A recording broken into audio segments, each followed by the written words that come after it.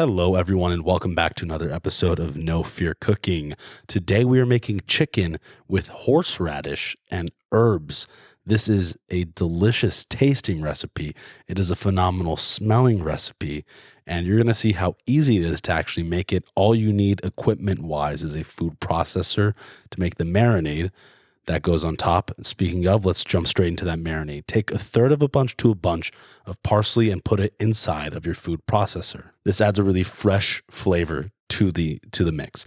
Afterwards, take a whole shallot and cut it up. You don't need to dice it because it's going in the food processor, but you're going to want to cut it and add it to the food processor with the parsley that you just put in there, just big enough so that it works. Then you take a bunch of scallions, a third of a bunch to a bunch, again, up to your liking. Add it to the food processor as well. More fresh and delicious flavors. Then you want to get the zest of an entire lemon, and add it to the food processor with everything else.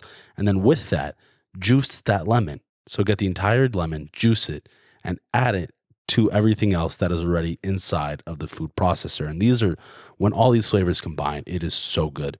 Then you want to take a teaspoon and a half of salt and add it to everything else that's already inside of the food processor, followed by 2 tablespoons of horseradish. Now, this is the secret ingredient that gives the recipe the flavors that it's known for, and it is delicious and it adds a great flavor. And then the last thing you add, 2 tablespoons of olive oil. Just add it to the food processor, get it in there, and then you're going to put the lid on top of the food processor, and you're going to start blending it. And while it's blending, I would like to remind everyone that we are giving away a $100 Williams-Sonoma gift card to one lucky winner, but that's not all. There's a second place prize and there's a third place prize. So go to amalfimedia.com/giveaway to get that. And also in the description where you can find that giveaway link, you can also find a printout of this recipe in case you want to add it to your cookbook at home or whatever you want to do with it. We have that available to you. And then this is what it looks like when it's blended. Now, we have 4 chicken thighs. Ours have the bones. You're going to want to put them in a plastic Ziploc bag. Now, you might have thighs like ours that have a lot of fat. We are not fans of having a lot of fat. Obviously, we like some fat because it adds flavor. We don't like all the fat, so we trim the fat from ours. You don't have to. That's purely optional, but you can if you want to. Add it to the bag, and then you're going to want to pour the marinade on top of all of your chicken thighs, and then spread it across the chicken thighs very evenly, and then close the Ziploc bag and massage that marinade into all of the chicken thighs so that it's evenly distributed across all of them. Now, you're going to want to find a bowl where you can put this in snugly. You want it to have a tight fit in that bowl because we're about to let it sit for 5 hours in the fridge. And by doing that, you keep all of the flavors trapped together.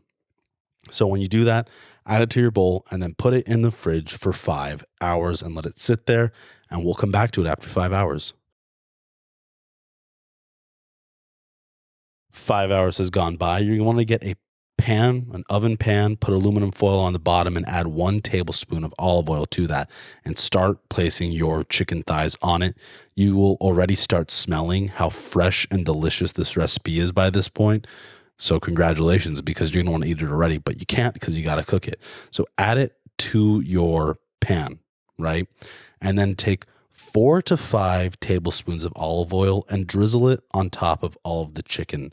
And this is going to give it that little crisp when we get to that point in the recipe, and you're going to see how we do that. But when you have all of your olive oil spread, cover your chicken with aluminum foil for the first part of cooking. And we're going to put it in the oven at 425 degrees Fahrenheit for 25 minutes like this. So just let it sit in there covered for 25 minutes and we will be right back. And 25 minutes went by. At this point, remove the aluminum foil from your chicken. And we're going to let it cook for another 25 minutes at the exact same temperature it's been cooking at.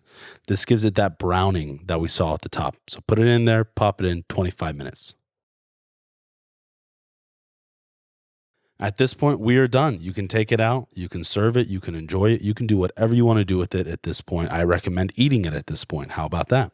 So put it on a plate, get it ready. You'll see we're about to cut it open, but you're going to see how juicy, how tender, how delicious this is. Everyone's going to be asking for more.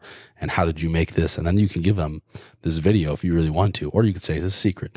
But it's juicy, it's moist, it's delicious. It's something you're going to love. We like to add around a scoop of the sauce that is in the pan on top.